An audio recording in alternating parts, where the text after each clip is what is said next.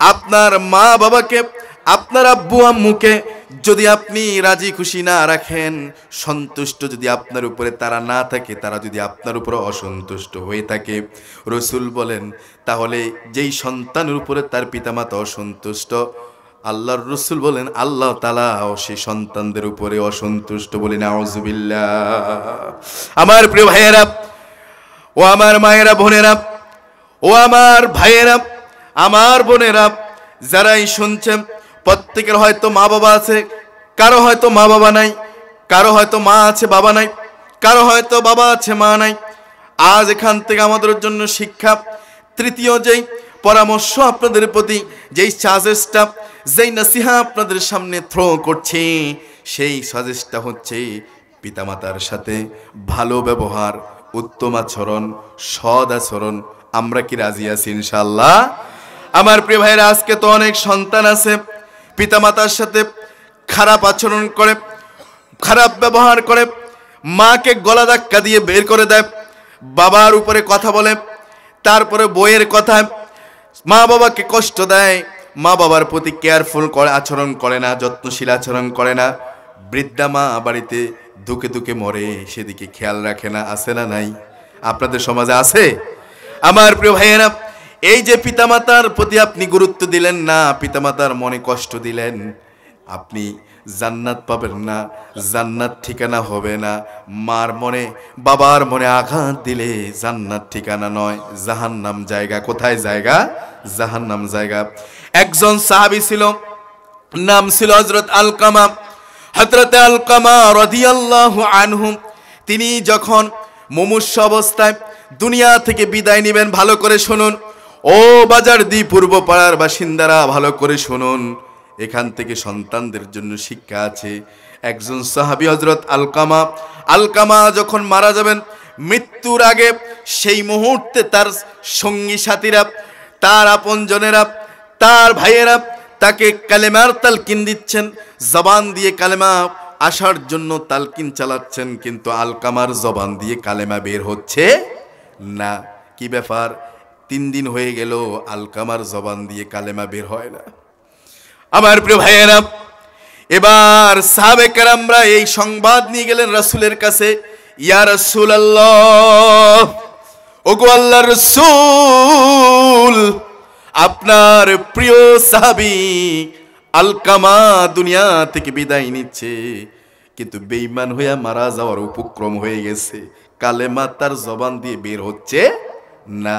এই অবস্থা যখন রাসূলের কাছে পৌঁছে গেল ঘটনা, রাসূল সাল্লাল্লাহু আলাইহি ওয়াসাল্লাম এবার তার প্রতিবেশীদেরকে, তার কাছের লোক, তার স্ত্রীকে ডাকলেন, স্ত্রীর কাছ থেকে জানতে চাইলেন তোমার স্বামী কেমন ছিল। স্ত্রী বলল আমার স্বামী আল্লাহওয়ালা বুজুর্গ ছিল, ইবাদত বন্দেগী করত, অত্যন্ত ভালো মানের ছিল, ভালো লোক ছিল, আমলদারি লোক ছিল। বলল যে ও আলকামার স্ত্রী, বলতো আলকামার মা কিংবা বাবা জীবিত আছেন? বলে মা আছেন। বলে বৃদ্ধা মা বাড়িতে আছেন। বৃদ্ধা মাকে খবর দেওয়া হলো, বৃদ্ধা মাকে আনা হলো। রাসূল বললেন বৃদ্ধা মা, এই সন্তান আলকামা তোমার? বলে হ্যাঁ। বলে রাসূল বলে ও মা, তুমি বলো তো তোমার আলকামার প্রতি তুমি কি কোনো বিষয়ে কোনো গোসা আছে নাকি, রাগ করে আছো নাকি, তোমার আলকামার প্রতি তোমার মনে কষ্ট আছে নাকি? আলকামার মা তখন জবাব দিল, ইয়া রাসূলুল্লাহ, হ্যাঁ আমার আলকামার প্রতি আমার মনে কষ্ট আছে, অন্তরের মধ্যে একটু আমার কষ্ট আছে ইয়া রাসূলুল্লাহ। আমার আলকামা যখন বিবাহ বন্ধনে আবদ্ধ করাইয়া দিলাম, বিবাহের পর থেকে আমার আলকামা বউয়ের কথায়, স্ত্রীর কথায়, বিবির কথায় শুধু চলাফেরা করে, কথায় সে ধরে, আমার কথাকে সে প্রাধান্য দেয় না, স্ত্রীর কথাকে প্রাধান্য দেয়। এরকম ছেলে এরকম আছে না নাই? বলে আছে না নাই? বউর কথায় প্রাধান্য দেয়, মায়ের কথার মূল্য নাই। আমার প্রিয় ভাইয়েরা, এরপর রাসূল বলল ও আলকামার মা, তোমার সন্তান জীবনের অন্তিম শয্যায় চলে এসেছে, মৃত্যু পথের যাত্রী, মুমূর্ষু অবস্থায় আছে, কালেমা নসিব হবে না। তুমি যদি তার না মাফ করো, কালেমা নসিব হবে না, বেঈমান অবস্থায় মারা যাবে। ও আলকামার মা, তুমি তাকে মাফ করে দাও। আলকামার মা বলল ইয়া রাসূলুল্লাহ, আমার মনে অনেক কষ্ট, আমি তাকে মাফ করব না, আলকামার মাকে এবার রাসূল বলল, আলকামার মা, তুমি যদি মাফ না করো সে তো জাহান্নামে যাবে, বেঈমান হবে, জাহান্নামে আগুনে জ্বলবে। তার চেয়ে আমরা দুনিয়ার আগুনেই তাকে জ্বালিয়ে পুড়িয়ে শেষ করে দেব। ও আমার সাহাবীরা, যাও লাকড়ি সংগ্রহ করো। সাহাবারা লাকড়ি আনলেন, আগুন জ্বালিয়ে দিলেন। এরপর সাহাবীরা আলকামাকে আগুনে নিক্ষেপ করবেন। এমন অবস্থায় এবার আলকামার মা বলল, ও রাসূল, 10 মাস 10টি দিন আমি গর্ভে ধারণ করেছি, আমার তো সন্তান।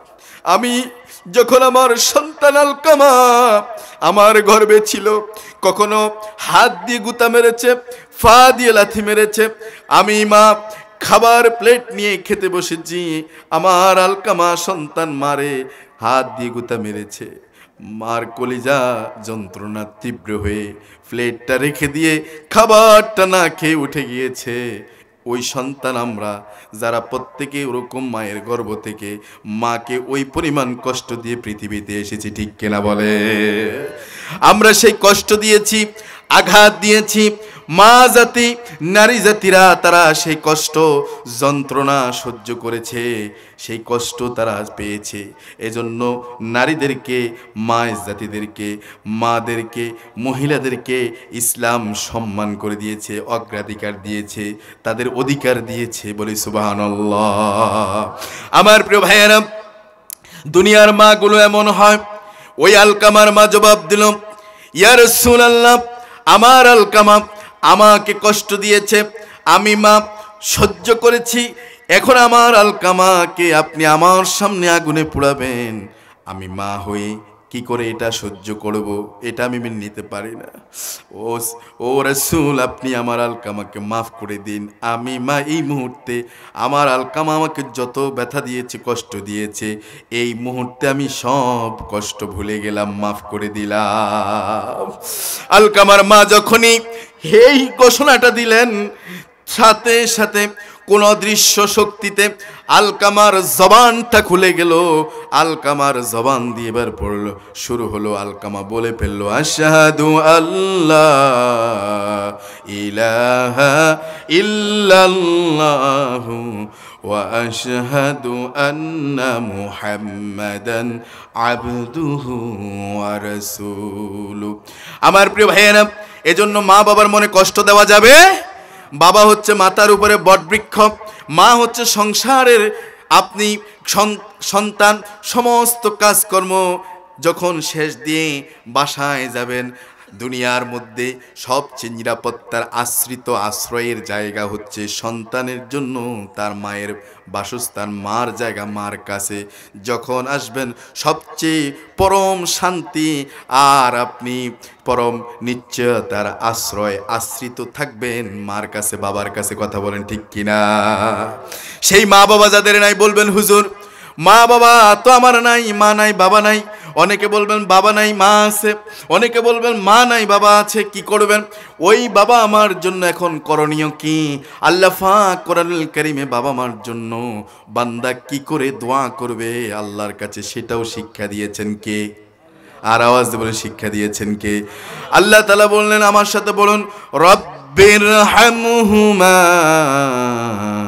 কামা রব্বায়ানি সগীরা। সবাই পড়ুন, রব্বিরহামহুমা কামা রব্বায়ানি সগীরা।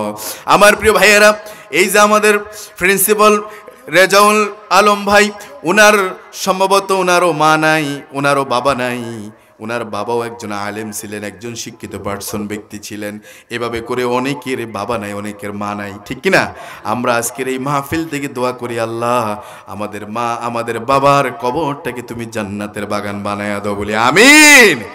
আল্লাহ পাক আমাদেরকে এই কোরআন এবং হাদিসের রাসূলে এবং আল্লাহ কোরআনে মা বাবার অধিকার সম্পর্কে আমাদেরকে সচেতন করলেন। আমার প্রিয় ভাইয়েরা, এজন্য আমি তৃতীয় যে বিষয়টা বলেছি সেটা হচ্ছে মা বাবার খেদমত করা। রাজি আছি ইনশাআল্লাহ? আমরা মায়ের মনে কষ্ট দিয়েছি, বাবার মনে কষ্ট দিয়েছি। আজকে মাহফিল থেকে ফিরে গিয়ে আগামীকালকে, আজকে যখন সম্ভব হবে অতি দ্রুত তাড়াতাড়ি মা বাবার কাছ থেকে মাপ চেয়ে নিব। পারা যাবে? বলেন পারা যাবে? মা বাবার কাছে মাপ চাইলে কি ছোট হয়ে যাবেন? ছোট হয়ে যাবেন? তাহলে মাপ চাইবেন? বলেন নিয়ত করেন মাফ চাইবেন, ওয়াদা দেন মাফ চাইবেন। গুনাহ না থাকলো, কোনো অপরাধ না থাকলো, কোনো দোষ করেন নাই, তারপরও ক্ষমা চাইবেন, পারা যাবে ইনশাআল্লাহ। আমার প্রিয় ভাইয়েরা, 4 নাম্বার, 5টা বিষয় বলে শেষ করব। 4 নাম্বার যে বিষয়টা আপনাদেরকে সাচ্চা মুসলিম, পাক্কা মুসলিম থাকার জন্য, প্রকৃত মুমিন মুসলমান হিসেবে, তাহলে আপনি বলে দিন আপনি রসুলকে যেন তারা অনুসরণ করে, অনুকরণ করে, ইত্তেবা করে, আপনি রসুলকে যেন মোহাব্বত করে। ফাত্তাবিউনি ইউহিব্বুকুমুল্লাহ, তাহলে আমি আল্লাহ তাআলা তাদেরকে ভালোবাসবো। বলি সুবহানাল্লাহ। তাহলে আল্লাহর ভালোবাসা আমরা পেতে চাই, বলেন পেতে চাই। তাহলে রাসূলের অনুসরণ অনুকরণ দরকার আছে না নাই? আল্লাহ পাক বললেন ইউহিব্বুকুমুল্লাহ ওয়া ইয়াগফির লাকুম যুনুবাকুম ওয়াল্লাহু গফুরুর রহিম। তাহলে আল্লাহ তাআলা আপনার পাপগুলোকে ক্ষমা করে দিবেন, আর আল্লাহ হচ্ছেন গফুরুর রহিম। তার চেয়ে দয়ালু কি আর কেউ আছে? এত আসতে বললেন, আর কেউ আছে?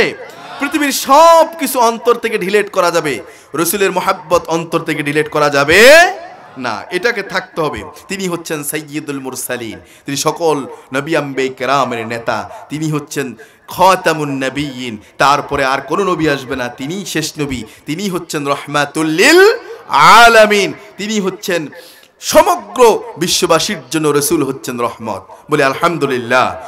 আল্লাহ পাক হচ্ছেন সমগ্র জাহানের রব, তিনি হচ্ছেন প্রতিপালক, তিনি হচ্ছেন সমগ্র বিশ্ববাসীর জন্য রব্বুল আলামিন।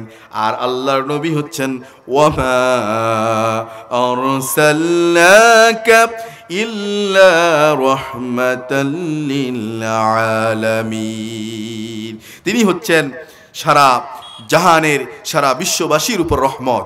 রহমত হিসেবে রসুলকে প্রেরণ করেছেন কে? আল্লাহ। সুবহানাল্লাহ বলবেন না? আমার প্রিয় ভাইয়েরা, রাসূলুল্লাহ সাল্লাল্লাহু আলাইহি ওয়াসাল্লামকে মহব্বত করতে হবে, ভালোবাসতে হবে বেশি। এজন্য কারণ রসুল কবরে আছেন না নাই? বলেন আছেন না নাই? রসুল হাসরে আছেন না নাই? রসুলের হাতে হাউজে কাউসারের দরকার আছে না নাই? রসুলের সুপারিশের দরকার আছে না নাই? আমার প্রিয় ভাইয়েরা, কবরে প্রশ্ন করা হবে মান রব্বুকা ওয়ামান দীনুকা ওয়ামান নাবিয়ুকা, তোমার ধর্ম কি, তোমার রব কে, তোমার দিন কি, তোমার নবী কে। এই প্রশ্নগুলোর মধ্যে আমাদের নবী আছে না নাই? আমাদের রব কে? এত আসতে বললে, আমাদের রব কে? আমাদের দ্বীনের নাম কি? দ্বীনিয়াল ইসলাম। আমাদের নবী নবিয়ুনা মুহাম্মদুর রাসূলুল্লাহ সাল্লাল্লাহু আলাইহি সাল্লাম। এই 3টি প্রশ্নের উত্তর যেন আমরা সেদিন দিতে পারি, আল্লাহ যেন কবুল করে, বলি আমিন। আমার প্রিয় ভাইয়েরা, তাহলে কবরে রাসূলকে নিয়ে প্রশ্ন আছে, কবরের সুয়াল জবাব দিতে হবে। কবরের সুয়াল কয়টা? বলেন সবাই কয়টা? হাদিস শরীফে আসছে রাসূল সাল্লাল্লাহু আলাইহি সাল্লাম বলেছেন যাকা তা'মাল ঈমান মান রাদিয়া বিল্লাহি রাব্বা ওয়া বিল ইসলামি দীনা ওয়া বি মুহাম্মাদান নাবিয়্যা ওয়া রাসূলা, যে ব্যক্তি 3টি বিষয়কে পূর্ণ আন্তরিকতার সাথে রিসিভ করেছে, গ্রহণ করেছে, মেনে নিয়েছে, আল্লাহ রসুল বলেন সে ব্যক্তি ঈমানের প্রকৃত মজা পেয়েছে। সুবহানাল্লাহ। কয়টা বিষয়? 3টা বিষয়। একটা হচ্ছে রব হিসেবে আল্লাহকে পেয়ে, দিন হিসেবে ইসলামকে পেয়ে, নবী হিসেবে মুহাম্মদ সাল্লাল্লাহু আলাইহি ওয়াসাল্লামকে পেয়ে, এই 3টাকে যে ব্যক্তি আঁকড়িয়ে ধরেছে, আন্তরিকতার সাথে গ্রহণ করেছে, সে ব্যক্তি ঈমানের প্রকৃত স্বাদ, প্রকৃত মজা পেয়েছে। সুবহানাল্লাহ বিহামদি। আমার প্রিয় ভাইয়েরা, এজন্য আমরা রাসূলকে অনুসরণ করব, অনুকরণ করব। হাসরবাসীরা সেদিন পানির পিপাসায় কাতর হয়ে যাবে, একটু পানি চাই, তৃষ্ণার্ত নিবারণ করার জন্য একটু পানি চাই, সেদিন পানি নাই, হাহাকার শুরু হয়ে যাবে। সেদিন আল্লাহ রাব্বুল আলামিনের হাবিব মুহাম্মদ সাল্লাল্লাহু আলাইহি ওয়াসাল্লাম সেদিন পানি দিবেন, হাউজে কাউসার দিবেন। আল্লাহ পাক তাকে হাউজে কাউসারের মালিক বানিয়ে দিয়েছেন। সূরা কাউসার আল্লাহ পাক বললেন ইন্না আ'তাইনাকাল কাউসার ফাসাল্লি লিরাব্বিকা ওয়ানহার ইন্না শানিআকা হুয়াল আবতার। জোরে বলি আল্লাহু আকবার। আল্লাহ পাক বললেন আমি নিশ্চয় আপনাকে হাউজে কাউসার দান করেছি। কে করেছেন? সেদিন হাউজে কাউসার, সেই পানি আমরা রাসূলের হাতে, সেই রাসূলের কাছ থেকে হাউজে কাউসার আশা করি কি করি না? সবাই করি। আল্লাহ পাক কবুল করে বলে আমিন। রাসূল সুপারিশ করবেন, সব মানুষ হাসরের ময়দানে উঠে। এরপর আল্লাহর বিচার কার্য সম্পাদন করছেন না, মানুষ পেরেশান হয়ে যাবেন, শরীরের ঘামের সাগর সাঁতরাইতে থাকবেন।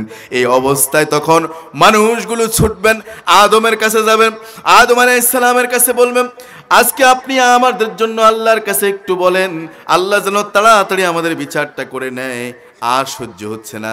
আদম আলাইহিস সালাম তিনি বলবেন, আজকে আমার কোনো এরকম পাওয়ার নাই, আমি তো ইয়া নাফসি নাফসি, আমি তো আজকে পেরেশানের মধ্যে আছি, আমার তো আজকে চিন্তার শেষ নাই। এরপরে তারা অন্যান্য নবী আম্বিয়া কেরামদের কাছে যাবেন, ধারাবাহিকভাবে যেতে যেতে সময় প্রত্যাখ্যান করবে, সময় বলবে আমরা আজকে কোনো সুপারিশ করতে পারি না, কিচ্ছু জানি না, আমরাও আজকে পেরেশানির মধ্যে আছি।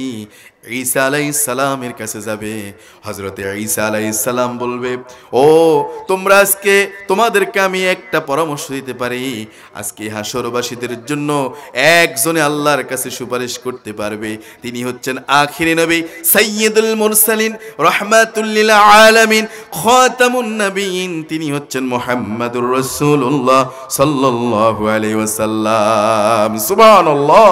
লোকেরা রাসূল সাল্লাল্লাহু আলাইহি ওয়াসাল্লামের কাছে ছুটবে সন্ধানে। আল্লাহ রাসূল সাল্লাল্লাহু আলাইহি ওয়াসাল্লাম সেদিন সুপারিশ করবেন। সুপারিশ করার ক্ষমতা তেনাকে দিয়েছেন কে? আর আওয়াজ বলুন, তিনাকে ক্ষমতা দিয়েছেন কে? আমার প্রিয় ভাইয়েরা, এই জন্য রাসূল সাল্লাল্লাহু আলাইহি ওয়াসাল্লামের সুপারিশ পেতে হলে রাসূলের অনুকরণের দরকার আছে না নাই? রাসূলের সুপারিশ পেতে হলে রাসূলকে মহব্বত করা দরকার আছে না নাই? এজন্য আমার দ্বিতীয় বিষয় এটা হলো, 5টি বিষয়ের দ্বিতীয় বিষয় এটা হলো, জীবনের সব সময় সবচেয়ে বেশি প্রাধান্য দেব, সবচেয়ে বেশি ভালোবাসবো মুহাম্মাদুর রাসূলুল্লাহ সাল্লাল্লাহু আলাইহি ওয়াসাল্লামকে। রাজি আছি ইনশাআল্লাহ? আর কয়টা থাকলো? 3টা বলেই আমি শেষ করব। তৃতীয় নাম্বার, আমার মায়েরা বোনেরা মনোযোগ দিয়ে শুনুন, তৃতীয় নাম্বার যেটা বলবো সেটা হচ্ছে পিতামাতার খেদমত করার দরকার আছে না নাই? বলে আছে না নাই? পিতামাতার খেদমত, আল্লাহ পাক কোরআনুল কারীমে বললেন, ওয়া ক্বাযা রাব্বুকা আল্লা তা'বুদু ইল্লা ইয়্যাহু ওয়া বিল ওয়ালিদাইনি ইহসানা। জোরে বলি আল্লাহু আকবার। আল্লাহ পাক কোরআনুল কারীমে সূরা বনী ইসরাঈলের 23 নম্বর আয়াতে বললেন, ভবিষ্যৎবাণীটি করেছিল, আসলে কি তা সত্যি ছিল নাকি? এবার স্ত্রী বলতেছে, স্বামী গোপন রেখে লাভ কি আর? আপনি যে কথাটা শুনেছেন, যেই বুজুর্গর কাছ থেকে যে কথা শুনেছেন, সত্যি স্বামী আমার সাথে 100 যুবকের সাথে শারীরিক সম্পর্ক ছিল, চারিত্র নষ্ট করেছি 100 যুবকের। বলি নাউযুবিল্লাহ। তাহলে কথা কি? বলেন কথা কি? ঠিক।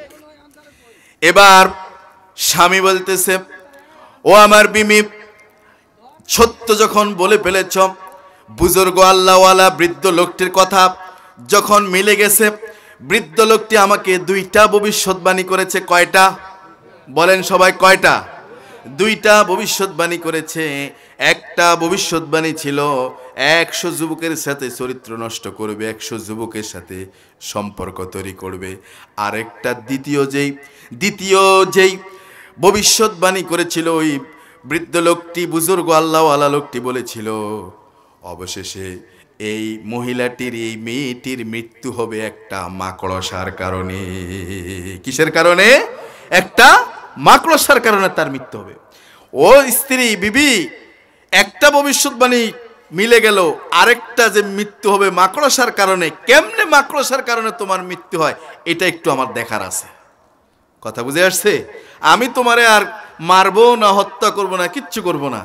মাকড়সার কারণে, একটা মাকড়সার কারণে তোমার মৃত্যু কেমনে হয়, এটা আমি একটু দেখবো। আমার ভিতরে কৌতূহল কাজ করে। বুঝতেছেন কথা? এখন একটা মাকড়সার কারণে ঠিকই তার কি হয়েছে? মৃত্যু হয়েছে। কেমনে হয়েছে শুনবেন না আপনারা? বলেন শুনবেন? ইনশাআল্লাহ আমরা শুনবো। শেষে এসে আমার যদি মনেও না থাকে, আপনারা বলবেন, আমি কথাটা বলে দেব ইনশাআল্লাহ। বলে ইনশাআল্লাহ।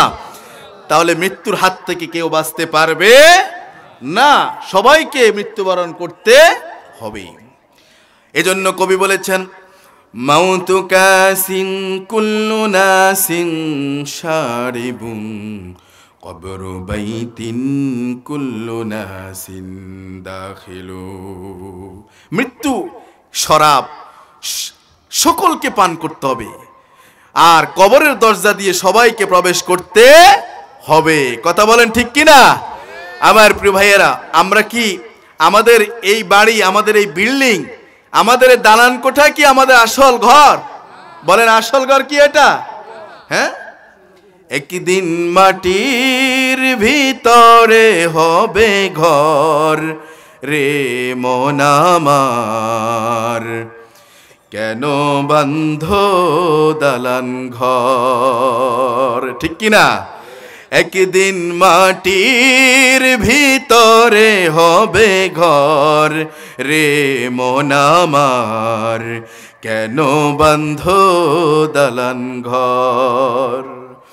প্রাণ পাখি ওড়ে যাবে পিঞ্জর ছেড়ে,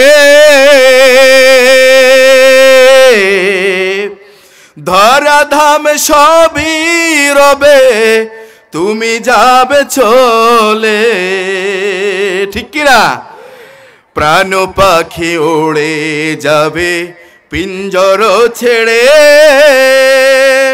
ধরাধাম সবই রবে, তুমি যাবে চলে। বন্ধু বান্ধব যত, মাতা পিতা তারা শত, বন্ধু বান্ধব যত, মাতা পিতা তারা শত, সকলই হবে তোমার পরে মন আমার, কেন বান্ধ দালান ঘর? একদিন মাটির ভিতরে হবে ঘর রে মন আমার, কেন বান্ধ দালান ঘর? একদিন আমরা সবাই চলে যাব, কেউ থাকবো দেহ তোমার সরমছর গোলে পৌঁছে যাবে, শিরার উপর শিরাগুলি ছিন্ন ভিন্ন হবে, মুন্ডু মেরু দ্বন্দ্ব সবই হবে খণ্ড খণ্ড, মুন্ডু মেরু দ্বন্দ্ব সবই হবে খণ্ড খণ্ড, পড়ে রবে মাটির উপর রে মন আমার, কেন বান্ধ দালান ঘর? রূপেরই গৌরবে তুমি সাজিয়াছ সাজ, সোনা দানা কত কি আর রাজকীয় পোশাক, যেদিন তুমি চলে যাবে সবই পড়ে রবে। ঠিক কিনা বলেন? আমাদের মা বোন ও আমাদের মায়েরা বোনেরা কত রূপসজ্জা, কত আধুনিকতার কত কিছু ব্যবহার, কত কিছুর প্রদর্শন করেন, রূপচর্চা করেন, রূপের ঝলক দেখান, কিন্তু এই রূপের ঝলক, এই অঙ্গভঙ্গিমার এই সকল কিছু সব ক্ষয়ে যাবে, সব ধ্বংস হয়ে যাবে। কথা বলেন ঠিক কিনা? রূপেরই গৌরবে তুমি সাজিয়াছ সাজ, সোনা দানা কত কি আর রাজকীয় পোশাক, যেদিন তুমি চলে যাবে সবই পড়ে রবে, গায়ে দিবে মার কিনু থান রে মন আমার, কেন বান্ধ দালান ঘর?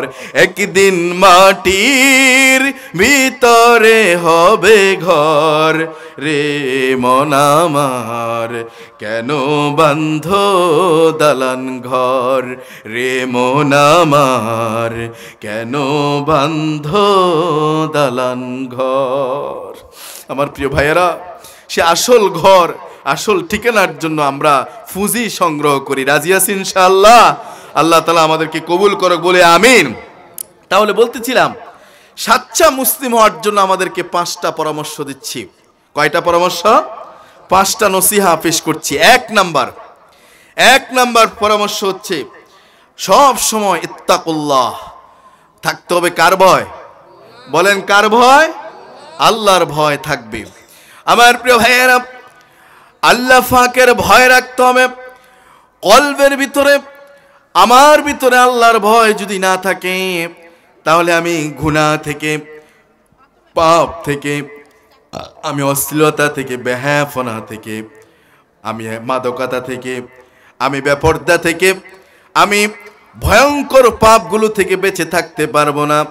যখন কোনো ব্যক্তির কলবের মধ্যে, যখন কোনো ব্যক্তির অন্তরে যখন আল্লাহর ভয় থাকবে, সে পাপ থেকে বেঁচে যাবে। বলি সুবহানাল্লাহ। পাপ থেকে বাঁচাই দিবেন কে? আমার প্রিয় ভাইরা, আজকে রাতের অন্ধকারে দিনের আলোতে কোথায় কি করছেন, কোথায় কি অপরাধ করছেন, সবকিছু দেখেন কে? আর আওয়াজ দিয়ে বলুন, দেখেন কে? আল্লাহ দেখেন। আল্লাহ পাক কোরআনুল কারীমে সূরা জিলজালের 7 এবং 8 নম্বর আয়াতে বলছেন, ফামান ইয়া'মাল মিসকালা যাররাতিন খায়রান ইয়ারা ওয়া মান ইয়া'মাল মিসকালা যাররাতিন শাররান ইয়ারা। আল্লাহ পাক বলছেন, যদি কেউ অনুপরিমাণ, জাররা পরিমাণ সরিষার দানা চিনেন? খুব বড়, বলেন খুব বড় না ছোট? সরিষার দানার চেয়ে ছোট জাররা পরিমাণ কেউ যদি দুনিয়ার জিন্দেগিতে যদি নেক কাজ করে থাকে, সৎ কাজ করে থাকে, আল্লাহ পাক সেদিন সেই জাররা পরিমাণ, অনুপরিমাণ সেই সৎ আমলটা দেখায়া দিবে। সুবহানাল্লাহ। ওয়া মান ইয়া'মাল মিসকাল যাররাতিন শাররান ইয়ারা। একইভাবে দুনিয়ার জীবনে যদি কেউ অনুপরিমাণ সরিষার দানার পরিমাণ নেয়, যদি কেউ খারাপ কাজ করে থাকে, অসৎ কাজ করে থাকে, আল্লাহ পাক সেদিন তাও দেখাইয়া দিবেন। বলি নাউযুবিল্লাহ। বাঁচার কোনো উপায় আছে? রাতের অন্ধকারে কি করেছি, সূর্যের আলোতে কি করেছি, সব প্রকাশ পেয়ে যাবে। এজন্য বাঁচার কোনো উপায় নাই। এজন্য সবসময় ভয় করব কাকে? বলেন এক নাম্বার পরামর্শ, সবসময় ভয় করব কাকে? আল্লাহকে ভয় করে দুনিয়ার জীবন যাপন যদি করেন, আল্লাহ আমাদেরকে পাপ কাজ থেকে, গুনাহ থেকে বাঁচাইয়া দিবেন। বলি আমিন। দ্বিতীয় নাম্বার পরামর্শ হচ্ছে, দ্বিতীয় যে বিষয়টা বলবো, সাচ্চা মুসলিম থাকার জন্য, প্রকৃত মুসলমান হওয়ার জন্য, পাক্কা মুসলিম থাকার জন্য দ্বিতীয় যে পরামর্শ সেটি হচ্ছে, আমার জীবনে সব কাজ, সকল কিছুর চেয়ে সবচেয়ে বেশি আমি মোহাব্বত করব, সবচেয়ে বেশি প্রাধান্য দেব, সবচেয়ে বেশি ভালোবাসবো মুহাম্মাদুর রাসূলুল্লাহ সাল্লাল্লাহু আলাইহি সাল্লামকে। রাজি আছি ইনশাআল্লাহ? সবচেয়ে বেশি ভালোবাসবো কাকে? মুহাম্মাদুর রাসূলুল্লাহ সাল্লাল্লাহু আলাইহি সাল্লাম। হাদিস শরীফে আসছে, আনাস ইবনে মালিক রাদিয়াল্লাহু আনহু قال قال الرسول الله صلى الله عليه وسلم। হযরত আনাস বর্ণনা করেন, নবী করিম সাল্লাল্লাহু আলাইহি সাল্লাম বলেছেন, লা ইউমিনু আহাদুকুম হাত্তা আকুনা হাব্বা ইলাইহি মিন ওয়ালিদিহি ওয়া ওয়ালাদিহি ওয়ান নাসি আজমাইন। জোরে বলি সুবহানাল্লাহ। নবী করিম সাল্লাল্লাহু আলাইহি সাল্লাম বলেছেন, তোমরা ততক্ষণ পর্যন্ত কামিল ঈমান, পরিপূর্ণ মুমিন হতে পারবে না। কতক্ষণ পর্যন্ত? যতক্ষণ না তুমি তোমার পিতামাতা, সন্তান সন্ততি, ছেলে মেয়ের চেয়ে, পিতামাতার চেয়ে, দুনিয়ার অন্যান্য আত্মীয় স্বজন, সাধারণ মানুষ সকলের চেয়ে, এমনকি তোমার নিজের জীবনের চেয়ে বেশি যতক্ষণ পর্যন্ত না মুহাম্মদ সাল্লাল্লাহু আলাইহি ওয়াসাল্লামকে ভালোবাসবে, ততক্ষণ পর্যন্ত তোমরা পরিপূর্ণ মুমিন হতে পারবে না। জোরে বলুন সুবহানাল্লাহ। তাহলে সবচেয়ে বেশি ভালোবাসবো কাকে? মুহাম্মদ রাসূলুল্লাহ সাল্লাল্লাহু আলাইহি ওয়াসাল্লামকে। আল্লাহ পাক কোরআনুল কারীমে বললেন, কুল ইন কুনতুম তুহিব্বুনাল্লাহা ফাত্তাবিউনি ইউহিব্বুকুমুল্লাহ ওয়া ইয়াগফির লাকুম যুনুবাকুম ওয়াল্লাহু গফুরুর রহিম। আল্লাহু আকবার। আল্লাহ পাক বললেন যে, হে নবী আপনি বলে দিন, ইন কুনতুম তুহিব্বুনাল্লাহ, যদি তোমরা আল্লাহর ভালোবাসা পেতে চাও। কার ভালোবাসা? আল্লাহর ভালোবাসা পেতে চাও, রাখা যাবে, তাকে কি করতে হবে? শেষ করে দিতে হবে। বালক গোলাম তখন বাসায় চলে গেলেন। আগুন নাইনে রুমে কক্ষে প্রবেশ করে দেখলেন মনিব এক পাশে মহিলাটি পড়ে আছে, রক্তাক্ত নবজাতক কন্যা সন্তানটি আরেক পাশে, মহিলার এক পাশে পড়ে আছে। বালক গোলাম তার কোমরে ছিল একটা তলোয়ার, ছুরিটা হাতে নিয়ে তলোয়ারটা নিয়ে সোজা ওই নবজাতক কন্যাটির পেটের তল পেটে যখন তলোয়ার যখন চালিয়ে দিয়ে যখন উঠিয়ে নিল, তখন তো ওই নবজাতক কন্যা সন্তানের পেট ফিরে পেটের ভিতর থেকে নাড়ি বুড়িগুলো উঠে বেরিয়ে আসলো। আল্লাহু আকবার। এখন নাড়ি বুড়িগুলো পর্যন্ত বের হয়ে আসছে। এখন এই গোলাম চিন্তা করছে, হায় হায় করলাম কি, রক্তাক্ত এই নবজাতক কন্যাকে এই সন্তানটিকে আমি হত্যা করে ফেললাম। হায় হায়, এখন মানুষ এসে আমাকে তো ধরে ফেলবে, ধরে তো আমাকে মানুষ শেষ করে ফেলবে, ঠিক না? কারণ বলবে, সবাই বলবে এই নবজাতক এই কন্যা কি দোষ করেছিল, মাতৃ দুনিয়া এসেছে, তার তো কোনো অপরাধ নাই, মাসুম, তুই কেমন এই কাজ করলি? তখন তো আমারই সবাই শেষ করে ফেলবে। এখন কি করা যায়? ওদেরকে যদি আমি বলি যে এরকম আল্লাহওয়ালা লোক একজন আমাকে এমন এমন বলেছে, ওরা বলবে কোথায় সে আল্লাহওয়ালা বুজুর্গ লোক, দেখাও, সাক্ষী আনো। তখন আমি তা দেখাবো কোত্থেকে? তো আমি দেখি ওই বুজুর্গ আল্লাহওয়ালা লোক ওইখানে আছে কিনা।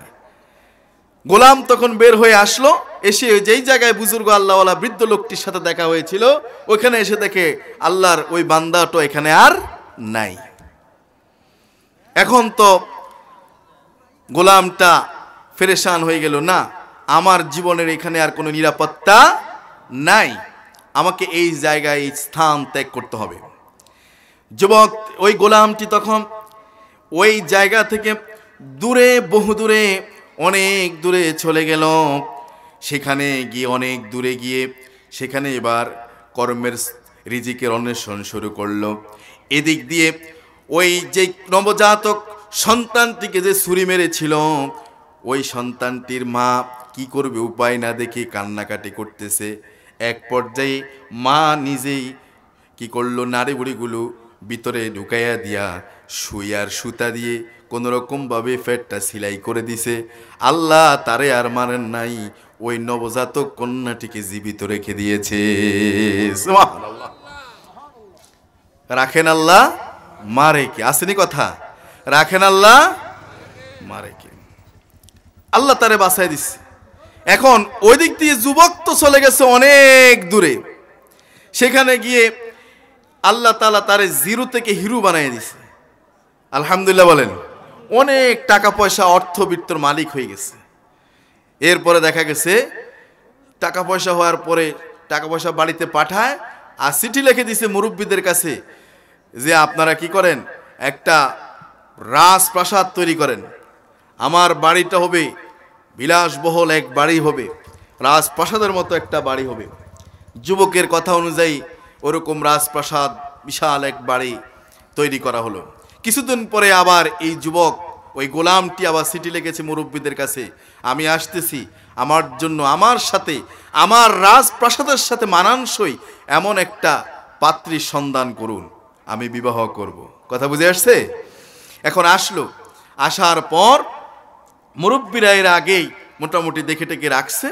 আসার পর এখন পাত্রীর সাথে বিবাহ কাজ সম্পাদন হওয়ার পর স্বামী আর স্ত্রী রাত্রির বেলায় বাসর রাত্রিতে, এখন বাসর রাত্রিতে যখন স্বামী এবং স্ত্রী যখন উভয়ে যখন একসাথ হলো, এক পর্যায়ে স্বামী দেখতে পেল ওই যুবকটি, ওই গোলামটি দেখতে পেল যে স্ত্রীর তল পেটে কি সেলাই করা। কথাকে বুঝতেছেন? এখন স্বামী স্ত্রীর কাছে বলল, বিবি তোমার এই জায়গায় কেন সেলাই করা অপারেশনের দাগ দেখা যায়, এখানে কাটা দাগ দেখা যায়, তোমার কি বড় ধরনের কোনো অপারেশন হয়েছে কিনা, কোনো বড় ধরনের কোনো সমস্যা ছিল কিনা, বলো আমারে খুলে বলো। বিবি বলল তেমন কিছু না। বলেন না, আমার একটু খুলে বলতেই হবে, সত্যটা বলো। বিবি বলছে, ও আমার প্রাণের স্বামী, আমি যখন পৃথিবীতে মাত্র এসেছিলাম, আমার মায়ের গর্ভ থেকে যখন দুনিয়ায় এসেছিলাম, সেই সময় আমার মায়ের এক বালক গোলাম ছিল। ওই গোলামটা আমারে হত্যা করার উদ্দেশ্যে আমার পেটে তলোয়ার চালিয়েছিল। আমার মা নাড়ি বুড়োগুলো ভিতরে ঢুকে সুইয়ার সুতা দিয়ে সেলাই করে দিয়েছেন। ও স্বামী, আল্লাহ আমারে মারেন নাই, বাঁচাইয়া দিয়েছেন। এই কথা শোনার পর স্বামী বলল, যদি স্ত্রী, বিবি গো, তুমি যদি সত্যি বলে থাকো, সত্যি যদি তোমার মায়ের গোলাম বালকটাই যদি তোমারে ছুরি মেরে থাকে, আর তুমি যদি সেই কন্যা হয়ে থাকো, তাহলে আমি তোমাকে সত্যি আরেকটা বিষয় জানিয়ে দিচ্ছি, তোমাকে যে গোলাম বালক ছুরি মেরেছিল, সেই গোলাম, সেই বালকটি হচ্ছে সাধারণতভাবে নয়। দুনিয়ার মানুষ র‍্যাব দেখলে ভয় পায়, সেনাবাহিনী আর্মি দেখলে একটু বেশি ভয় পায়। কথা বলেন ঠিক কিনা? মানুষ আল্লাহকে ভয় করবে এমন ভাবে নয়। আল্লাহ হচ্ছেন রব, তিনি হচ্ছেন খালেক। র‍্যাব, সেনাবাহিনী, যত সীতা কোবরা যা আছে সবগুলো মাখলুক। আমি আপনি মাখলুক, আল্লাহ হচ্ছেন খালেক। মাখলুক খালেককে ভয় করবে এমন ভাবে নয়। এর চেয়ে বেশি, এরও চেয়ে বেশি, এরও চেয়ে বেশি যথাযথভাবে আল্লাহকে তোমরা ভয় করো। আল্লাহ বলছেন ভয় করো, ভয় করে তোমার জীবন জিন্দেগি যাপন করো। আল্লাহ পাক বলছেন, আমানুত্তাকুল্লাহ হাক্কা তুকাতিহি ওয়ালা তামুতুন্না ইল্লা ওয়া আনতুম মুসলিমুন। জোরে বলি আল্লাহু আকবার। আল্লাহ পাক বললেন, তোমরা মুসলমান না হয়ে মারা যেও না। কার কথা? আল্লাহ বললেন মুসলমান না হয়ে মারা যেও না। তাহলে আমরা মরে যাব, কিন্তু আল্লাহর পরামর্শ হচ্ছে মৃত্যুর আগে আমাদেরকে কি হতে হবে? মুসলমান হতে হবে। আমার প্রিয় ভাইয়েরা, কুল্লু নাফসিন যায়িকাতুল মাউত, প্রত্যেক প্রাণী মৃত্যু অবধারিত। মৃত্যুর পেয়ালা সবাইকে পান করতে হবে। নাকি এ থেকে কেউ বেঁচে যাবে? বেঁচে যাবে কেউ? এখানে যারা মঞ্চে আছে, স্টেজে যারা আছে, ওনারা হয়তো বেঁচে যাবেন, তাই না? এরকম কিছু? কেউ বাঁচবে? সবাই মৃত্যুর পেয়ালা পান করতে হবে।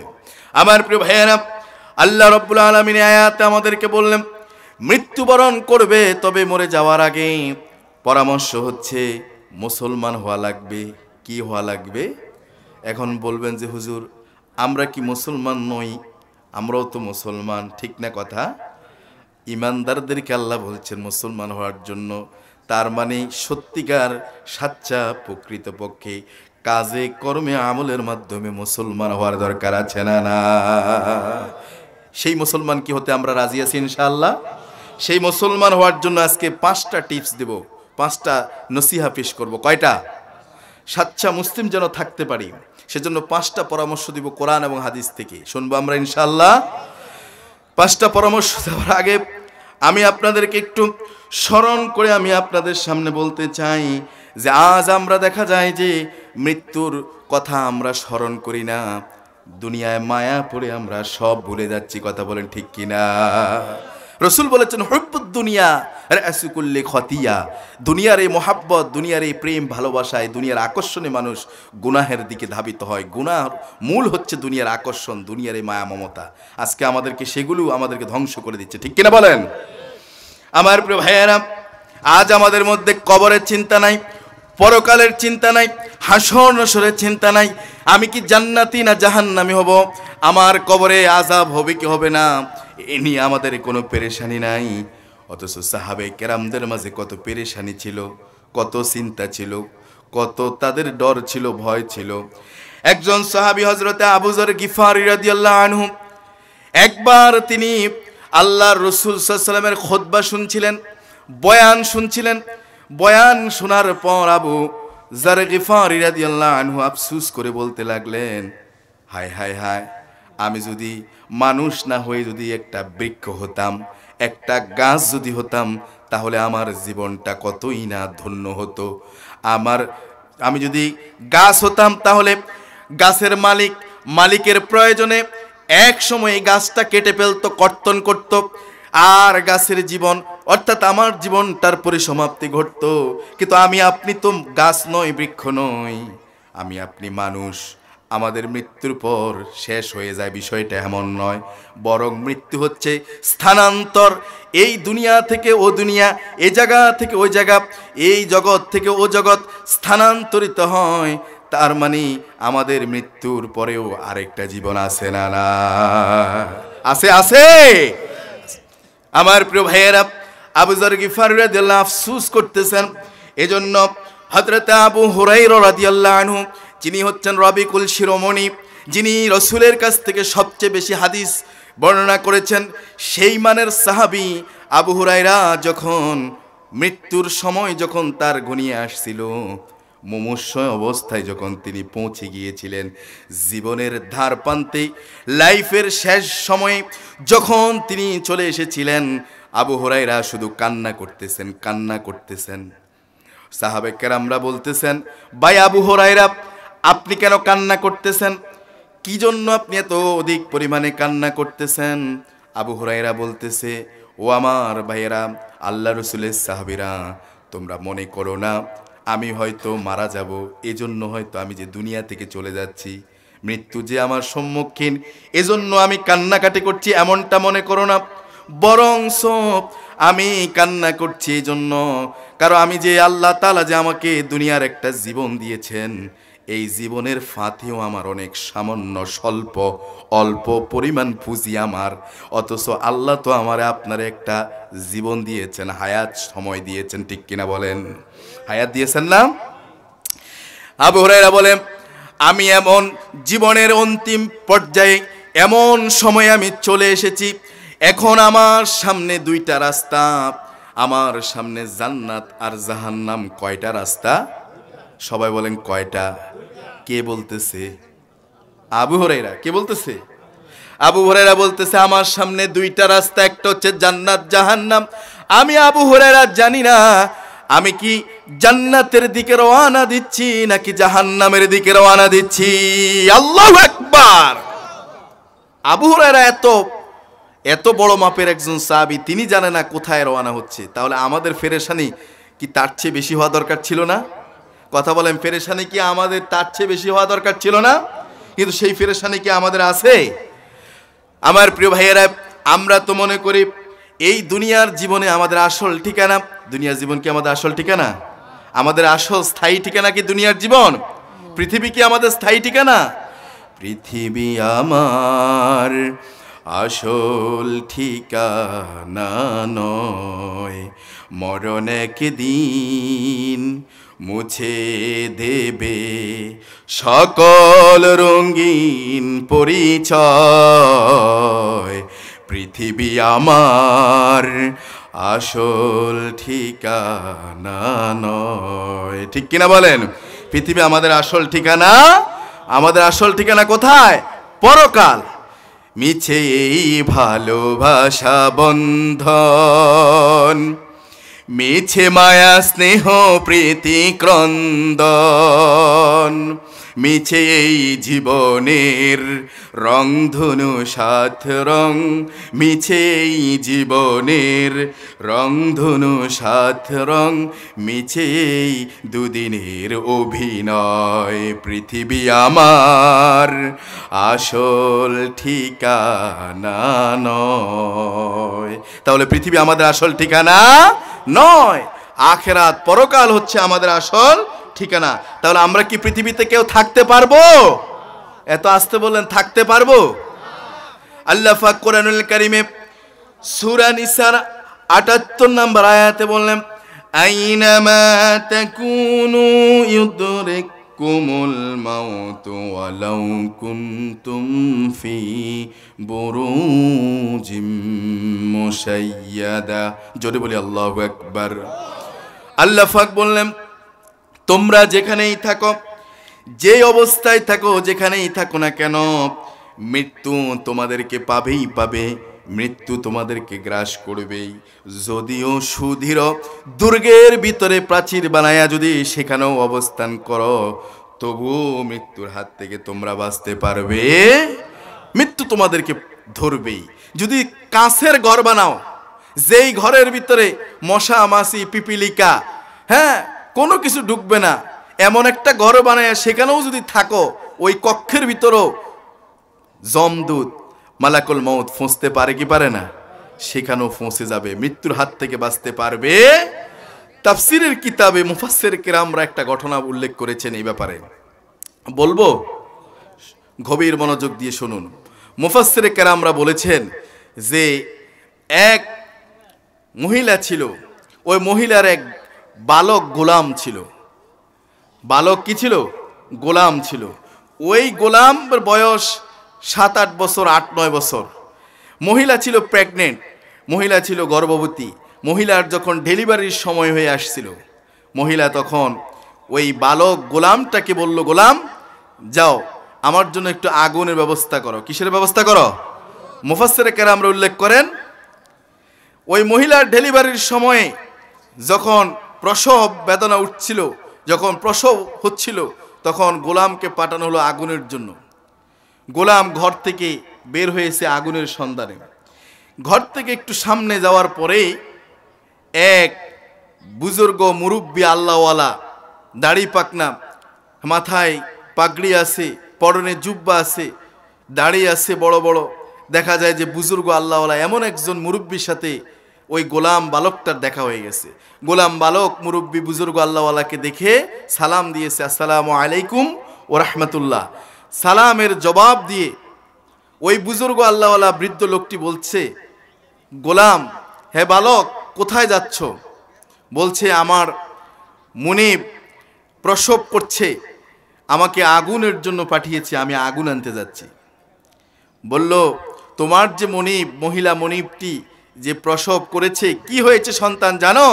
ওই যে কান্নার আওয়াজ শোনা যায়, নবজাতক সন্তানটি হচ্ছে কন্যা সন্তান। কি সন্তান? বলেন, কি সন্তান? কন্যা সন্তান হয়েছে। ও গোলাম বালক, তুমি তো জানো না, তুমি কি জানো যেই সন্তানটা, যেই কন্যাটা, এই নবজাতক মাত্র দুনিয়াতে এসেছে, এই মেয়েটি, এই কন্যাটি কেমন কন্যা তুমি জানো না? আমি তোমাকে জানাই, তোমার মনিবের এই মেয়েটা যখন যুবতী হবে, যখন তরুণী হবে, এই যুবতী, এই তরুণীটা এত দুচ্চরিত্রের অধিকারী হবে যে এই এলাকার, এই অঞ্চলের 100 যুবকের চরিত্র নষ্ট করবে। বলি না আউযুবিল্লাহ। 100 যুবকের সাথে শারীরিক দৈহিক সম্পর্ক স্থাপন করবে, জেনা সম্পর্ক তৈরি করবে। তখন বালক গোলাম চিন্তা করলো, বুজুর্গ আল্লাহওয়ালা এই কথা বলেছেন, এমন লোক মিথ্যা বলতে পারেন না, সত্যি ধরে নিয়েছেন। ধরে নিয়ে এখন গোলাম কিসের আর আগুন আনবে, আগুন না এনে সিদ্ধান্ত পরিবর্তন করলো যে এমন মেয়েকে দুনিয়াতে বেশ। বুড়ো লোক বুজুর্গ আল্লাহওয়ালা, মনে আছে আপনাদের? ওই বুজুর্গ আল্লাহওয়ালা বলেছিল, 2টা ভবিষ্যৎবাণী করেছিল, একটা তো মিল হয়ে গেল, আরেকটা করেছিল যে এই মহিলার, এই যুবতীর অবশেষে মৃত্যু হবে একটা মাকড়সার কারণে। কিসের কারণে? মাকড়সার কারণে।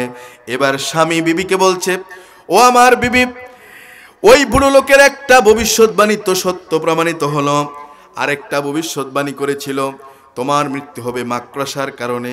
একটা মাকড়সার কারণে কি করে তোমার মৃত্যু হয়, আমি এটা জানার কৌতূহলটা জাগছে, আমি সে অপেক্ষায় আছি। এবার বিবি বলল, স্বামী গো, আমি অপরাধ করেছি, আমি পাপ করেছি, আমি 100 যুবকের চরিত্র নষ্ট করেছি, আমি পাপী, আমি গুনাহগার, আমার মতো পাপ আর কোনো মহিলার নাই। স্বামী গো, আল্লাহ তো রহমানুর রহিম, আল্লাহ তো গফফার গফুর রহিম। আল্লাহর কাছে বান্দা যত গুনাহ করুক, বান্দি যতই অপরাধ করুক, আল্লাহর কাছে যদি মাফ চায়, আল্লাহ তো তার ইচ্ছা করলে মাফ করে দিতে পারেন। স্বামী গো, আমি খালেস তওবা করছি, আমি মাফ চাচ্ছি, আল্লাহর কাছে আমি মাফ চাই। স্বামী, আপনি তো আমার প্রাণের স্বামী, আল্লাহ যদি আমার মাফ করে দেয় আর আপনি যদি আমার ক্ষমা করে দেন, স্বামী গো, আপনি আমার মাফ করে দেন, আল্লাহ আমাকে মাফ করে দেখ, আমি আপনার কাছে কামনা করি। আর স্বামী গো, আমি ভুল করেছি, অপরাধ করেছি, আপনার তো অনেক অর্থবিত্ত, টাকা পয়সা, ধন দৌলত, জায়গা জমি সম্পত্তি আল্লাহ দিছে, রাজকীয় একটা বাসস্থান গড়েছেন। স্বামী, আপনার তো কোনো কিছুর অভাব নাই, আমি স্ত্রী হিসেবে আপনার কাছে একটা আবদার আছে। বলে, কি আবদার? বলে, স্বামী গো, আপনি আমার জন্য, আপনার জন্য একটা কক্ষ বানান, কাঁচ দিয়ে একটা প্রাচীর বানান, এমন একটা কক্ষ, রুম বানান, ঘর বানান, যেই রুমের ভিতরে কোনো মাকড়সা ঢুকতে পারবে না, এমনকি একটা পিপিলিকাও প্রবেশ করতে পারবে না। আমার একটা অনুরোধ, আপনারা তো আল্লাহ কম দেয় নাই, আপনি একটা কক্ষ, একটা রুম বানান। এবার বিবির এই আবদারে স্বামী চিন্তা করল, স্ত্রী একটা আবদার করেছে, আচ্ছা ঠিক আছে দেখি কি হয়। একটা কাজ দিয়ে একটা রুম বানানো হলো। ও রুমের ভিতরে এবার স্বামী স্ত্রী উভয়ে থাকতেছে থাকতেছে থাকতেছে কিছুদিন পরে, এরপরে একদিন আসলো, এমন একদিন সময় আসলো রাত্রির বেলায় স্বামী আর স্ত্রী উভয়ে সেই রুমের ভিতরে ঘুম যাচ্ছে রাত্রিবেলায়। অবশেষে যখন শেষ রাত্রির সময়ে, শেষ বেলায় সময় স্বামীর ঘুমটা ভেঙে গেল। ঘুম ভেঙেই স্বামীর যখন উপরের দিকে নজর গেল, দেখতে পেল কাছের যেই প্রাচীর, ওই কাছের ঘরের ওই উপরে রুমের উপরেই একটা মাকড়সা দেখা যায়। বলে আল্লাহু আকবার! কি দেখা যায়? মাকড়সা। এবার স্বামী বিবিকে বলতেছে, বিবি বিবি উঠো উঠো উঠো, দেখো। বিবি উঠছে, উঠে দেখাচ্ছে, দেখো ওই যে কাঁচের উপরে, ওই যে ছাদের উপরে দেখা যায়, রুমের উপরে দেখা যায় যে একটা মাকড়সা হাঁটতেছে, ঢুকতে পারছে না।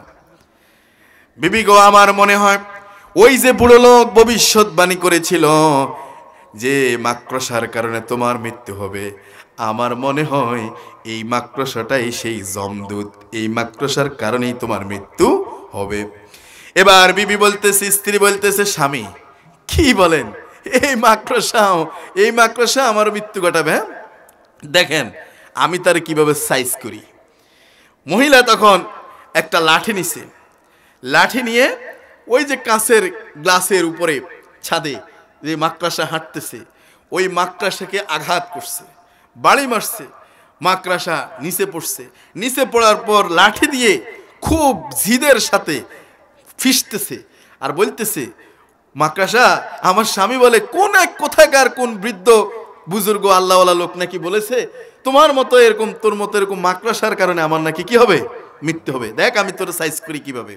মহিলা তাফসীরের কিতাবে আসছে, মুফাসসিররা আমরা বলেন যে মহিলা লাঠি দিয়ে মাকড়সাকে ইচ্ছে মতো পিষে, জিদ কমে না, প্রচন্ড জিদি। সে অবশেষে তার পায়ের, এটা কি বলে, মুড়িয়া বা পাতা, এই নিচের পায়ের পাতা, এই পায়ের পাতার অংশ দিয়ে এই মাকড়সাকে সে পিষতেছে, জিদে, প্রচন্ড জিদি পিষতেছে আর বলতেছে, দেখ তোর কি অবস্থা করি। মুফাসসিররা আমরা বলেন, কিতাবে আসলো যে মহিলা যখন প্রচন্ড জিদে, যখন মহিলা মাকড়সাকে পা দিয়ে যখন পিষতেছে, মাকড়সা থেকে একটা বিষাক্ত পদার্থ, বিষাক্ত একটা শুল মহিলার পায়ের পাতা দিয়ে, মুড়িয়া দিয়ে যখন প্রবেশ করেছে, সাথে সাথে তীব্র বিষাক্ত, তীব্রতার যন্ত্রণায় সাথে সাথে মহিলা দুনিয়া থেকে বিদায় নিয়েছে। এজন্য দুনিয়া থেকে বিদায় নিতে হবে, এজন্য মৃত্যুর হাত থেকে বাঁচতে পারবে না।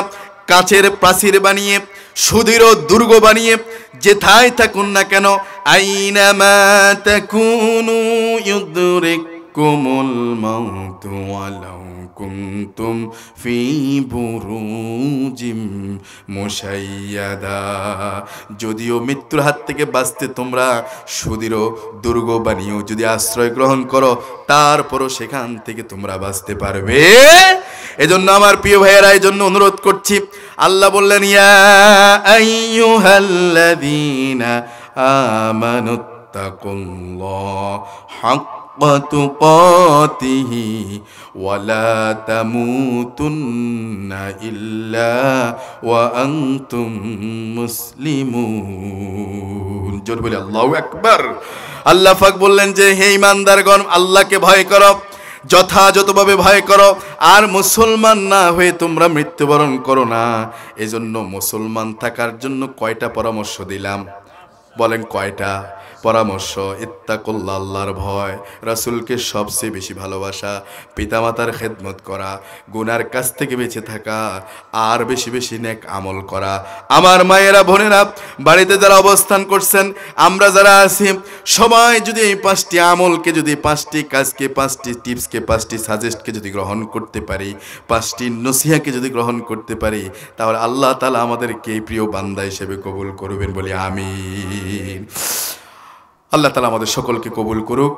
যে কথাগুলো বললাম আল্লাহ পাক আমাদের সকলকে আমল করার তৌফিক দান করুক। আমি সকলের কাছে দোয়া চাই। আজকে আলোচনা শেষ করছি। কেউ কি হুজুর হুজুর করেন, হুজুর করে দেন।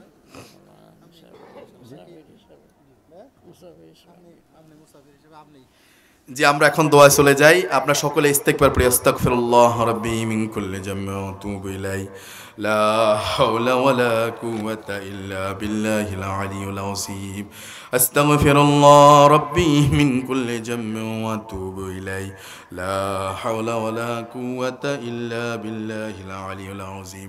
সকলে দুরূদ ইব্রাহিম পড়ি। আল্লাহুম্মা সাল্লি আলা মুহাম্মাদিন ওয়া আলা আলি মুহাম্মাদ كما صليت على إبراهيم وعلى آل إبراهيم إنك حميد مجيد.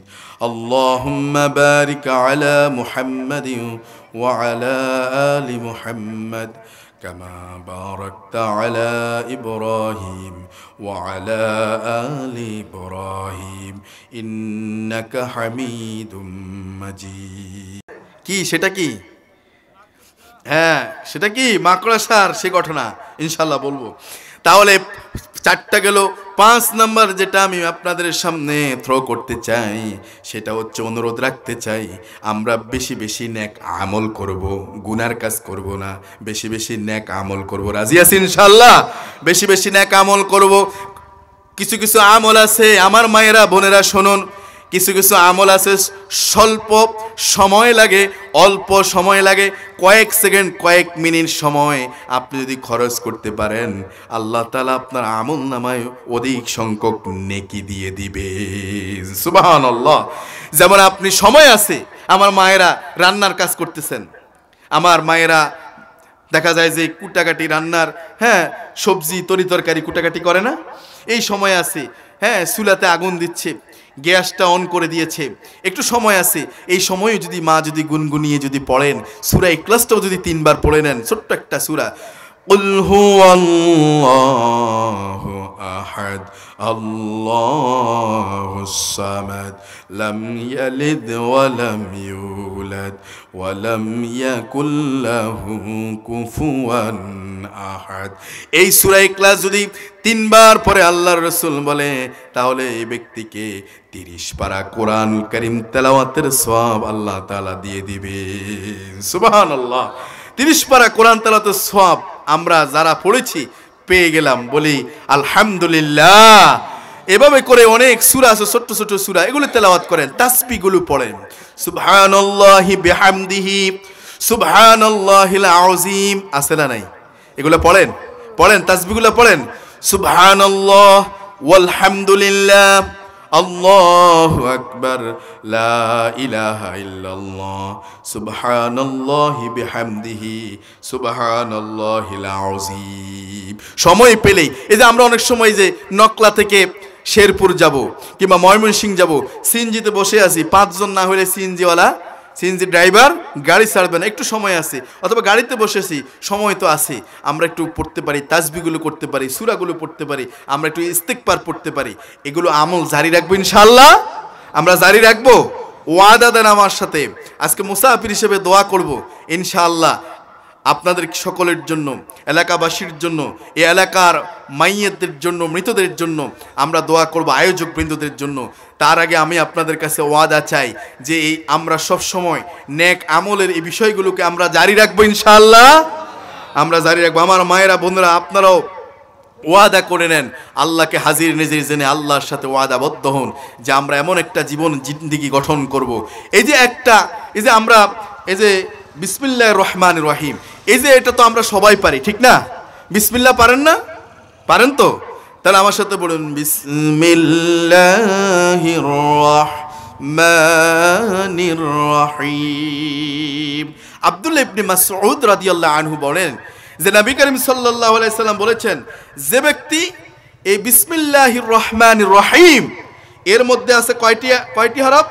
19টি হরফ। কয়টি হরফ আছে? বলেন কয়টি হরফ আছে? 19টি হরফ আছে। যে ব্যক্তি এই বিসমিল্লাহির রহমানির রহিম একবার পড়বে, আল্লাহ পাক তার প্রতিটি হরফের বিনিময়ে ওই বান্দাকে, বান্দার আমলনামায় 4000 নেকি দিয়ে দিবেন। সুবহানাল্লাহ। কয় হাজার? বলেন কয় হাজার? 4000 প্রত্যেক হরফে। এবং কি আল্লাহ পাক সেই বান্দাকে, যে ব্যক্তি বিসমিল্লাহির রহমানির রহিম পড়লেন, ওই বান্দা ওই বান্দির 4000 গুনাহ আল্লাহ তাআলা প্রত্যেক হরফে মাফ করে দিবেন। সুবহানাল্লাহ। শুধু তাই নয়, প্রত্যেক হরফের বিনিময়ে আল্লাহ পাক এই ব্যক্তিকে 4000 স্তর মর্যাদা বুলন্দ করে দিবেন। সুবহানাল্লাহ। তাহলে যদি আপনার প্রত্যেক হরফে যদি 4000 করে হয়, তাহলে বিসমিল্লাহির রহমানির রহিমের মধ্যে 19 হরফ, তাহলে 4 19 কত? 76000 নাকি? 76000 একবার যদি আপনি বিসমিল্লাহ পড়েন, 76000 নেকি আপনার আমলনামায় দিয়ে দিবেন। সুবহানাল্লাহ। 76000 গুনাহ আল্লাহ তাআলা মাফ করে দিবেন। সুবহানাল্লাহ। 76000 মর্যাদা আল্লাহ বুলন্দ করে দিবেন। সুবহানাল্লাহ বিহামদি। এজন্য এই বিসমিল্লাহির রহমানির রহিম পড়তে লাগবে আপনার মাত্র 5 সেকেন্ড সময়। কয় সেকেন্ড? আমরা মায়েরা বোনেরা কি পড়তে পারবো না? আমরা পুরুষেরা কি পড়তে পারবো না? সবাই ইনশাল্লাহ পারবো। আমরা এই আমলগুলো জারি রাখবো বলে ইনশাল্লাহ। সালাত ছেড়ে দেব না।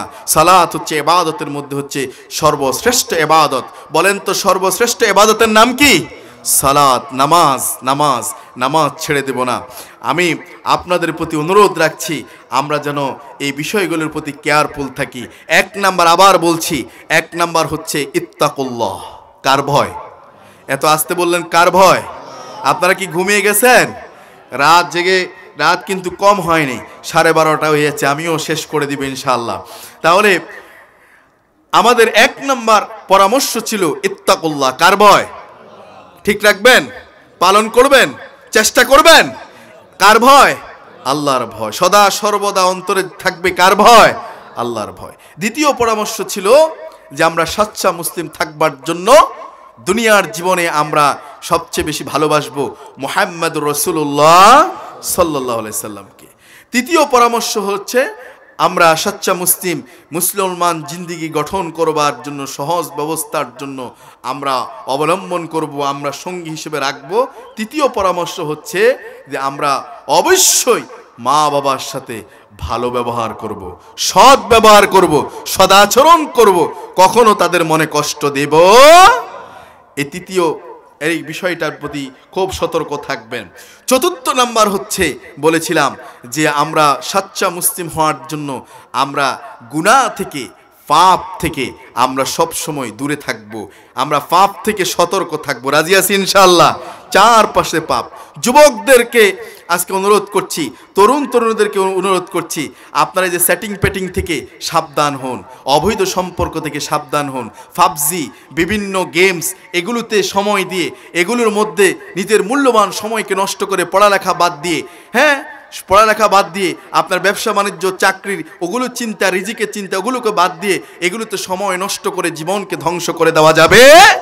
আর আপনাদের অভিভাবক যারা আছেন, পিতামাতা আছেন, তাদেরকে বলছি সন্তানদেরকে দিন শিখান, সন্তানদেরকে ইলম শিখান, সন্তানদেরকে জ্ঞানীবান বানান, সন্তানদেরকে শিক্ষা দেন, সুশিক্ষা। কোন শিক্ষা? সুশিক্ষা।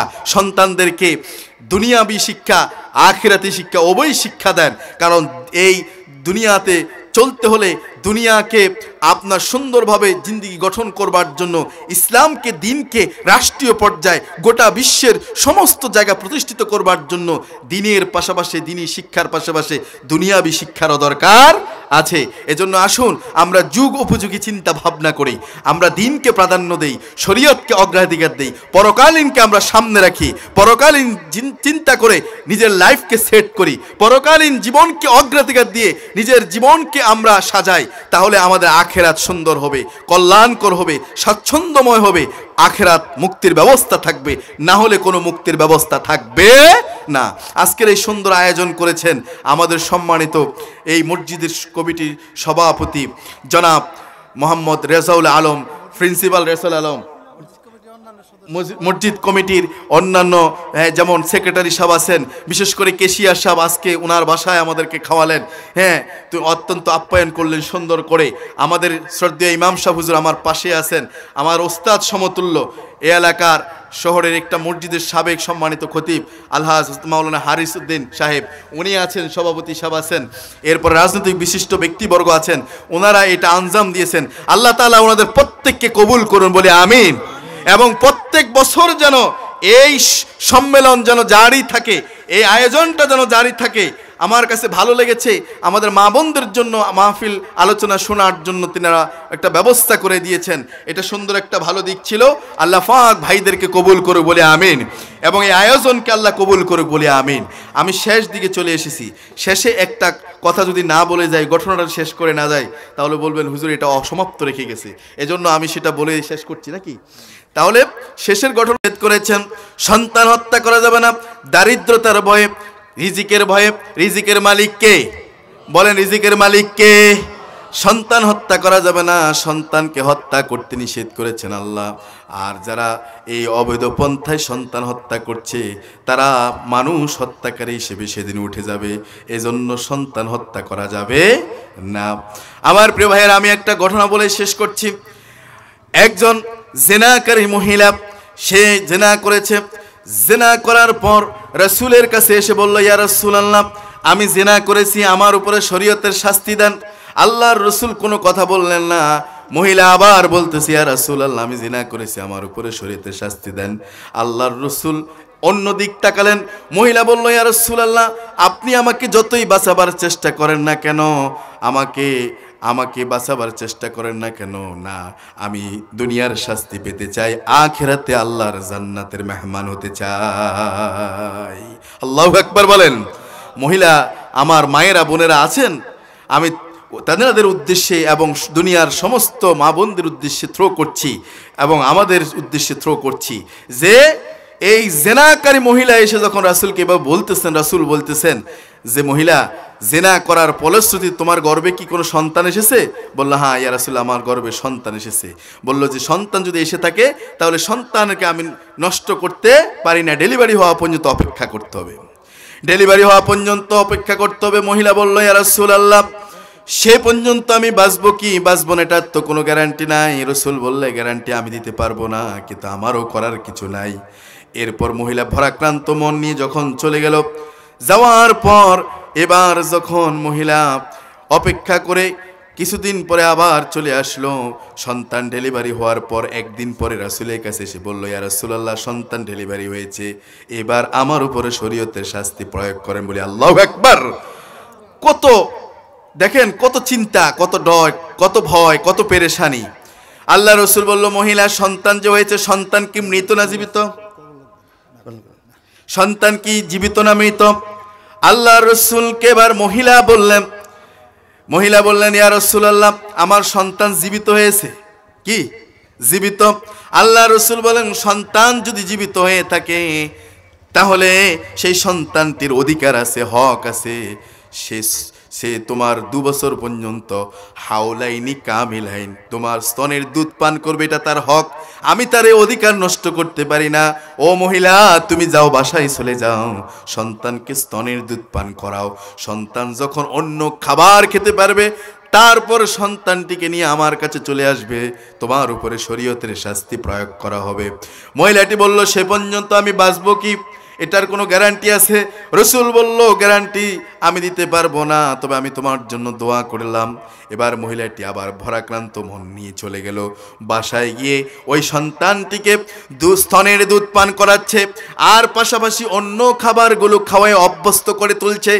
ঠিক 6 মাস যাওয়ার পর ওই সন্তানটিকে কোলে করে রাসূলুল্লাহ সাল্লাল্লাহু আলাইহি ওয়াসাল্লামের কাছে এসে বলতেছে, ইয়া রাসূলুল্লাহ, ও আল্লাহর রাসূল, আমার কোলে যে সন্তানটিকে আপনি দেখতে পাচ্ছেন, এই সন্তানটি হচ্ছে আমার সন্তান। যদিও এই সন্তানের পিতা নাই, যদিও এই সন্তানটি অবৈধ, তারপরও এই সন্তানটিকে আমি, যদিও সন্তানটির বয়স মাত্র 6 মাস, তারপরও আমি তাকে স্তনে দুধের পান করার পাশাপাশি অন্য খাবার খেয়ে অভ্যস্ত করে তুলছি। ইয়া রাসূলুল্লাহ, এই সন্তানটিকে আপনি এবার যে কোনো ব্যক্তির কাছে হস্তান্তর করেন, সে তাকে লালন পালন করতে পারবে, অন্য খাবার খাওয়াই তাকে বড় করতে পারবে, কোনো সমস্যা হবে না। ইয়া রাসূলুল্লাহ, আর দেরি করবেন না, শরীয়তের শাস্তি এবার আমার উপরে প্রয়োগ করুন। বলি আল্লাহু আকবার। আমার প্রিয় সম্মানিত বাজারদি পূর্বপাড়ার ভাইয়েরা ও আমার প্রিয় নকলাবাসী, আল্লাহর রাসূলের কাছে এই মহিলা যে এসে গেছেন, পেরেশানি কত পেরেশানি, অপরাধ করার পর বিচার প্রার্থী হয়ে নিজেই বিচারকের সামনে এসে দাঁড়ায়। আর আজকের সমাজে, আমাদের সমাজে অপরাধ করে অপরাধীকে খোঁজার জন্য সীতা, কোবরা, র্যাব, সেনাবাহিনী, অমুক বাহিনী, অমুক বাহিনী, অমুক দরকার হয়। আমার প্রিয় ভাইয়েরা, রাসূল সাল্লাল্লাহু আলাইহি ওয়াসাল্লাম কোরআন এবং হাদিস দিয়ে এমন একটা সমাজ তিনি কায়েম করেছেন, যেই সমাজে অপরাধী অপরাধ করার পর নিজেই অনুতপ্ত হয়ে, অনুশোচনা বোধে সে নিজেই অপরাধী, নিজেই বিচার প্রার্থী হয়ে বিচারকের সামনে দাঁড়িয়ে যায়। আল্লাহু আকবার। সেই সমাজ কি আমরা স্বপ্ন দেখি না ইনশাআল্লাহ? আমার প্রিয় ভাইয়েরা, এবার রাসূল সাল্লাল্লাহু আলাইহি ওয়াসাল্লাম দুহাত পাতলেন, সন্তানটিকে রাসূলের হাতে দেওয়া হলো। রাসূল এবার সন্তানটিকে কোলে নিয়ে দুহাতে এভাবে তুলে ধরলেন।